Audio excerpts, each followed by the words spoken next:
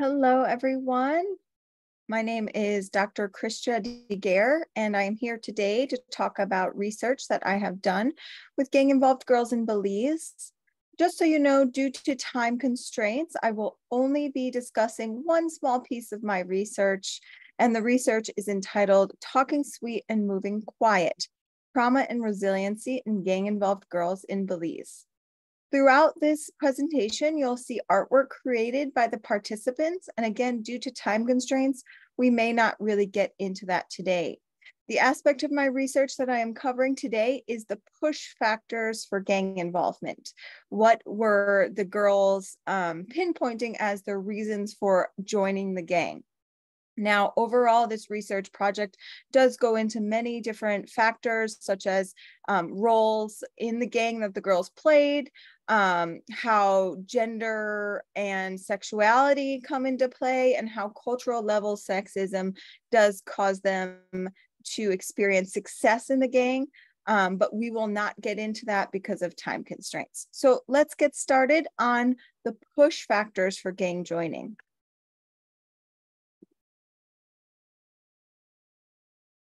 First, relevant research. International research does say that childhood maltreatment is a risk factor for gang joining for girls. This research is from the United States, United Kingdom, Mexico, and other areas of the Caribbean. The perceptions and classifications of gang-involved girls and women tend to be dismissed. It tends to be where they are seen as just gang girlfriends and not real gang members. And there is a direct link between sexual behavior and respect in the gang, but we will not be getting to that today. So the theories that were used to guide my research is trauma theory and feminist theory. Trauma theory states that a history of childhood trauma is one of the strongest predictors of engagement in violent behaviors and involvement in the criminal justice system for girls. And feminist theory. Feminist theory was used to examine gendered experience within the gang and cultural systematic inequalities and perceptions of girls. The one research question I will focus on today for our presentation is what childhood events and experiences are associated with joining the gang for girls in Belize. And my research was a qualitative narrative life story-based research where I met with 11 girls over a period of 3 in-depth interviews. Interview 1 was demographic information, adverse childhood experiences, and trust building. Interview 2 were gang experiences, gang gender dynamics, and then the introduction of the creative art project. The art materials for the creative art project were brought home by the participants, and they were able to create anything that they would like to show their story or what they'd like to tell the viewer. And interview 3 was processing the creative art project, asking questions like, why did you draw what you did? What does it mean to you? What is the message? And so on. This methodology was developed by me to be empowering. The participants were able to tell me how much or how little of their life story they'd like. They were in charge of that information.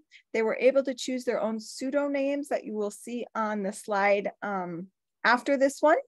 And they were able to be in control of how they would create their art project, what materials they would like to use, what they'd like to show, and so on. And this was to offset the traditional power dynamics that you find in research. They were the experts and I was the listener. And I wanted to make sure that they knew that in this process. Going forward to the results. So here you can see on the screen, we had 11 participants. All the names that you see throughout this presentation are pseudonames to protect the identity of the participants. We could see the age ranges were from 13 years old to 18 years old. And we could see the gang factions that they were associated with. We have NSG, Northside Gang, PIV, BLC, PSC, and so on here on the screen. You can see the art to the left side of the screen, and it reads, "We are all the same." And again, you'll see art from all the participants throughout this presentation. We will not be getting into gang role today, again, like I said, due to time limitations, but I wanted you to see just the diversity of the participants in this study. Moving on to the focus of this presentation today, childhood traumatic experiences. On the screen, you can see the diversity of the experiences that each girl labeled as important to her eventual gang joining. And I'm going to focus on the top 3 most common, which are witnessing traumatic events in the home. Every participant labeled this as important to later gang joining, 11 out of 11. And they discussed such things as domestic violence, drug use and abuse in the home, violence in the home, and so forth. Community violence was number 2. That was 9 out of 11 participants described community violence being important to later gang joining. And this were things like witnessing events in their neighborhood and community, such as murder, violent sexual assault, robberies, and so forth. And the 3rd most common, 7 out of 11 participants described sexual abuse in the home as significant in later gang joining. Sexual abuse was most often perpetrated by family members or close family friends. And on the following screen,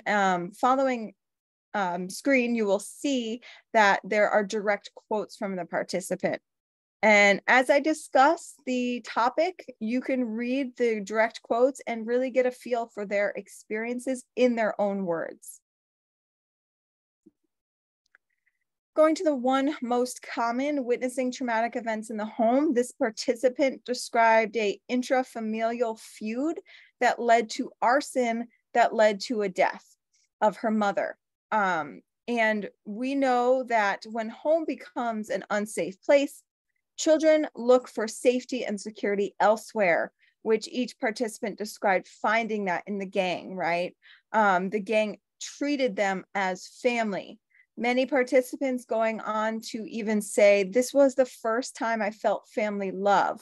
So traumatic events in the home, especially violent traumatic events in the home, act as push factors for girls to later find this family type of atmosphere, protection, and safety elsewhere because they're not experiencing it in the home. And you can read through the quote here on the screen. On the right side, you can see a song that a participant created as their art project. So this illustrates that they're really able to create anything that they'd like. And this song lyric goes through the experiences she had in a home where witnessing traumatic events were significant. Nobody seems to care at all is a lyric. No matter how hard I tried, no matter how many tears I cried, my family doesn't seem to care. So this participant was really illustrating the feelings that she had in growing up in this environment at home. So moving on to community violence. Community violence was another significant push factor for later gang joining. You can read again on the screen the quote from the participant where she describes witnessing a murder at 10 years old, as well as a violent sexual assault at 10 years old. And here in this quote, we can really see the voicelessness that children experience. She says, "No one would listen to me even if I tried to get help because I was just a child." So not only are children experiencing these traumatic events that many of us could never dream of or could never think of, they also know that as a child, they have no power. No one will listen to them. And again, these elements are reflected in the art project to the right of the screen. Community violence was significant as many participants described living in unsafe neighborhoods where they felt life is short or this is just a way of life.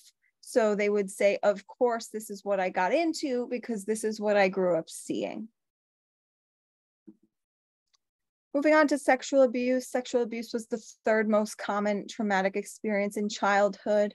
We can read it right here where the participant is reflecting that they actually developed PTSD-like symptoms As of note, all participants described PTSD-like symptoms, but there was a lack of formal diagnosis.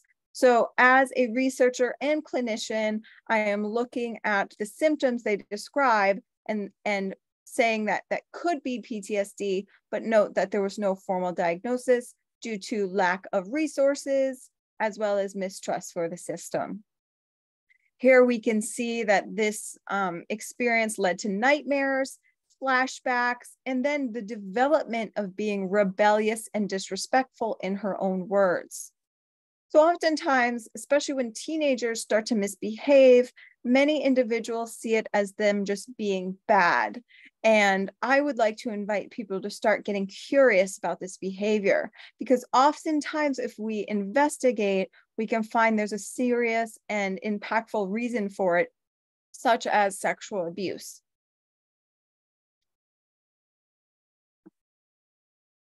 All right, moving on to cultural views on gender. So you can read the quote here on the screen, but significantly, each participant, 11 out of 11, understood how cultural views on gender lead to success for them in the gangs. They would describe that no one would look at us, no one would suspect us for being in a gang because we are young girls and women. And due to this, they were able to find success in the gang, respect in the gang that they didn't find elsewhere. So they were able to acknowledge that because of this idea of what a girl or a young woman does or doesn't do, they were able to go into the gangs and be successful. As well as cultural views on gender affect the prevalence rates of sexual abuse, right? So we know girls are more often sexually abused than young boys, and this leads them to the gang, but also these cultural views on gender cause them to find success in the gang. So we have this paradoxical relationship. And I wanted to showcase some of these artworks really quickly. One of the most profound pieces of art was this two-piece artwork by Kate, which again is a pseudonym. Here on the left, you can see the map of Belize, and in the map of the Belize is a gun. And she describes that Belize is so affected by gun violence, it is now hard for her to think about Belize without gun violence. So it's become a part of the country for her. And on the right side, you can see a boy who is on the ground dying of a gunshot wound.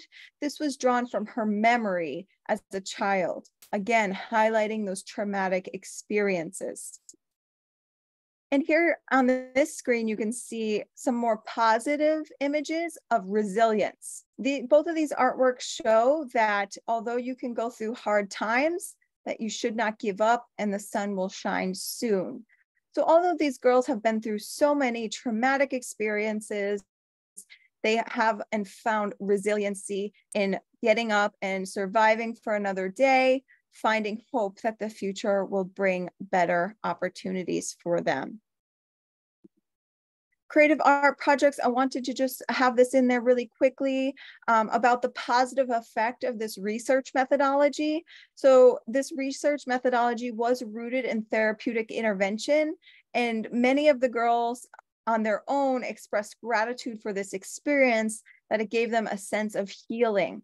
So hopefully in the future, we want to develop this methodology as an intervention for gang-involved girls or at risk for gang involvement. Conclusion: belongingness, protection, and power are vital factors to gang joining. One participant described if she only had the gun that she had in the gang when she was young, she could have protected herself from sexual abuse. So protection and power.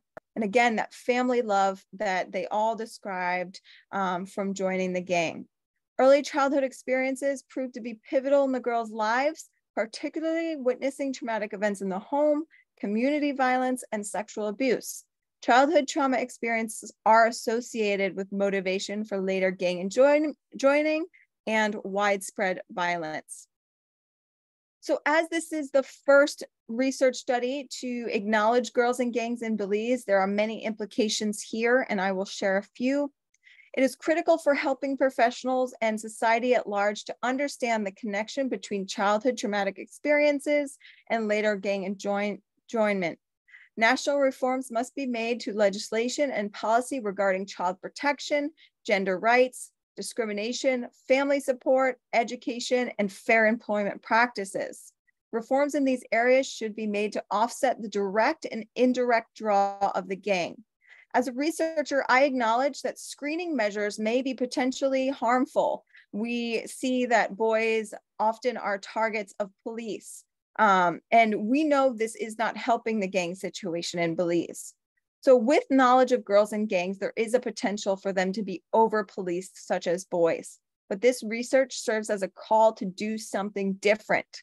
Let's focus therapeutically and empathetically on the root causes for gang joining, so our future children do not have these push factors for gang joining, rather than policing and punishment. In effect, each relevant service sector needs to undertake an empathetic and restorative approach and establish prevention and intervention programs. Get at these children before they join the gangs, now that we know the root causes. And quickly, dedication. I dedicate this research to all the girls who wanted their stories heard, to help the girls that come after them. This research would not be possible without your incredible bravery and courage. You are a survivor setting the world on fire with your truth, and you never know who needs to hear your light, your warmth, and your raging courage. And I just want to share my contact information for anybody who'd like to contact me outside of this forum to discuss this research or any relevant information. Thank you so much for listening today.